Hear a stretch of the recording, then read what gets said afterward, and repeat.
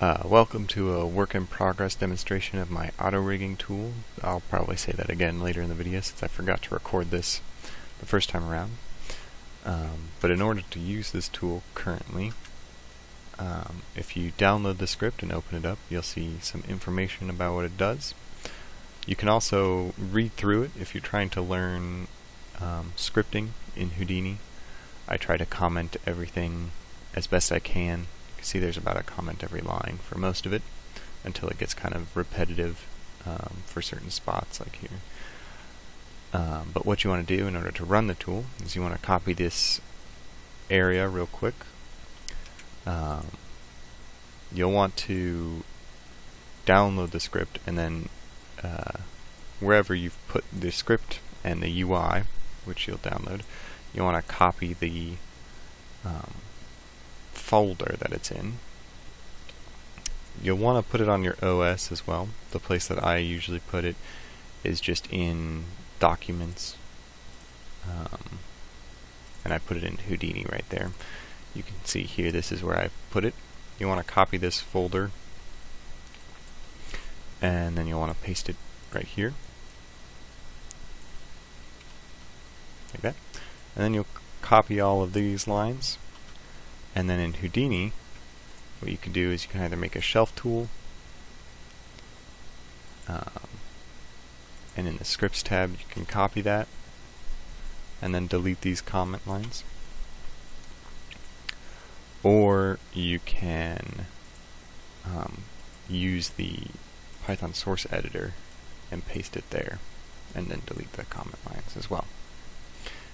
And then either way, you either hit apply in the source editor or you can hit the button itself and it'll launch the tool. Alright, enjoy the rest of the video. Demonstration on how my Houdini AutoRig tool is coming along. From the first part of the video, you can see that I've loaded it into a shelf tool here. When I launch it, a UI pops up here, and the first part of the UI is where you can name whatever you want it to be. I have it just set as character rig by default. You could choose your model as a OBJ or FBX. So I'm going to choose the male base that I've been using as kind of like the model for this setup. You could choose where to save the HDA that this process will create. And if you don't choose a spot, then it'll just save to where the script is being loaded from. And then you can click importing from Maya if your character was exported from Maya. You'll want to check this due to the scale difference that Maya and Houdini have. And then when you hit import character model and create HDA, it will create an HDA for you by the name that you named it, and it will create a geometry reference and some null nodes for setting up for later stuff. And you'll see that the geometry reference file, the file reference, is actually, the geometry is now saved to the HDA itself. So when you share this with someone else, you don't have to give them the geometry file over again. It'll just reference itself from within itself. Now the second section of the tool has been unlocked, and this is the auto-rigging functions that have been completed at this time. The first button will create a bunch of locators based off of this model in particular. However, I don't expect your models to follow along, so you can move the locators to match wherever your model is, and it will create bones based off of where you place the locators. The locators are also named so that you might be able to understand where to place them. For now, I'm just going to keep it aligned with where they are by default, since they match this character geometry pretty well. Now the face locators kind of move curves of the face, and you'll want to make sure that the curves match kind of what they are supposed to be. So the smile line matches the smile, the squint line matches the squint, and the brows match the brows, so on and so forth. Then once you have your locators all placed and ready to go, then you'll want to create bones. Now at this stage, the bones get created, as you can see. The way that the bones orient themselves is by a plane normal. So these 3 points, for instance the shoulder, the elbow, and the wrist, they create a plane due to the 3 points that kind of has a normal that goes out this way, and those bones try to flatten themselves to that plane the best they can.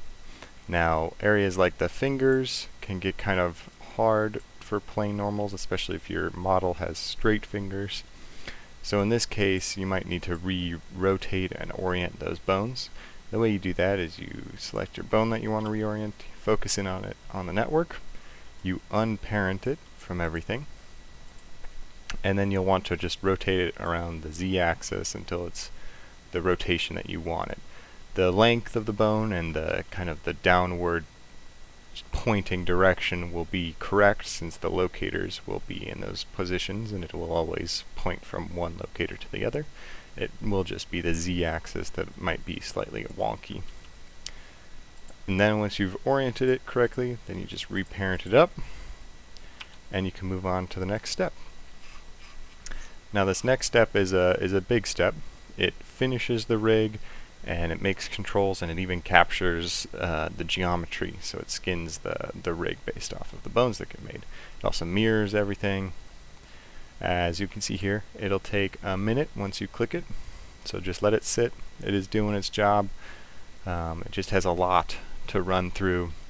So what it's doing is it's creating controls for each of the bones, and it's creating constraints, and it's creating kinematics for areas that need kinematics.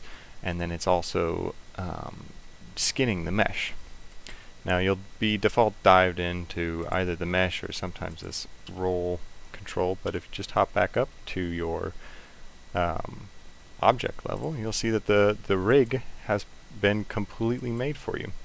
You can see that the HDA has a user interface with functioning aspects such as displays, control translates, and there's even some action functions that get loaded with the second script that you need to download with this, the Python module. You'll see if we go into type properties here, a Python module got loaded into the HDA itself, and what those actions in the Python module allow for you to do is if there are any sort of values on any of the translates or parameters, you can set them all to default. You can set just the folder that they're in to default. For instance, the spine has a set spine to default, so this will only set the spine to default. And each one of the arms and hands have those actions as well. And then you can also set keys for all of the parameters in the folders. This can also be done at the master level if you want to set everything key. There's a set all key button. And that's all part of the Python module that gets loaded in with it. You can see that the mesh has been skinned as well. If we move our model around,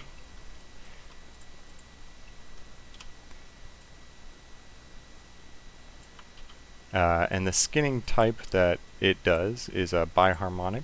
We can see that if we dive into the mesh itself here and into the geometry node. You can see the biharmonic setup here. I've set it up so that the finger joints have no, they don't use the bone link, and what I think this allows for is if we're at the finger level here, we select some of our finger controls.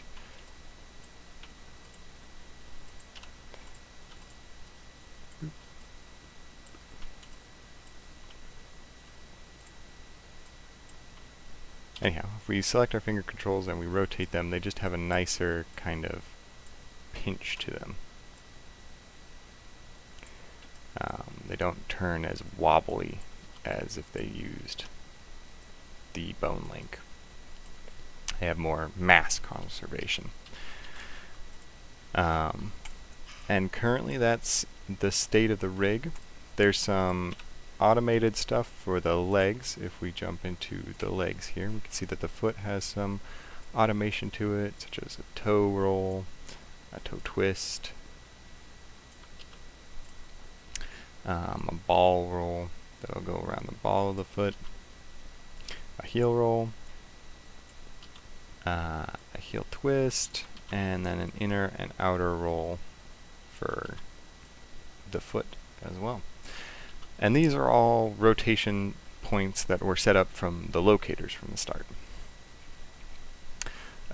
Future aspects coming to this tool are the deform setup. What this will allow you to do is, based off of your character rig, if there are modifications that you want to make to the rig but still don't want to have to re-rig it every single time, what this section will do is it'll apply a few deformers everywhere, and we'll add another tab to the HDA that will give you some settings on kind of customizing the character as if it was a game character customizer. And that is currently what I'm working on right now. Thank you for tuning in, and I hope you find this tool helpful.